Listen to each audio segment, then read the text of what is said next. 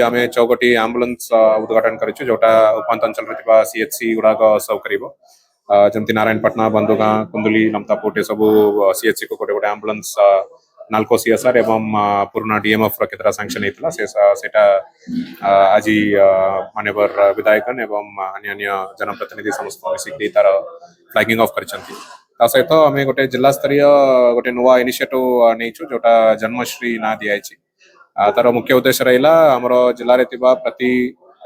गर्भवती माँ मान प्रति ट्राइमेस्टर रे गोटे फ्री ऑफ कॉस्ट स्कैन करा आम के सबू सीएचसी रे वर्तमान यूएसजी मिशन गुड़ाक आम प्रोक्योर करुचु एवं जिला स्तर रे डॉक्टर मान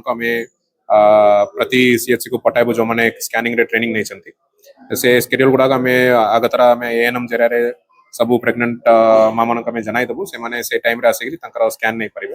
एवं जीवासवा खर्च बेयर करने आम आलोचना करुचु समस्त को जीवासवा गोटे लॉजिस्टिक सपोर्ट हिसाब से केते पैसा देवाई सहित मुख्य उद्देश्य रहा आम जिले में एमएमआर आईएमआर कम कर एवं जी भी शिशु जन्म होची तार ओजन रो आरंभ करके तार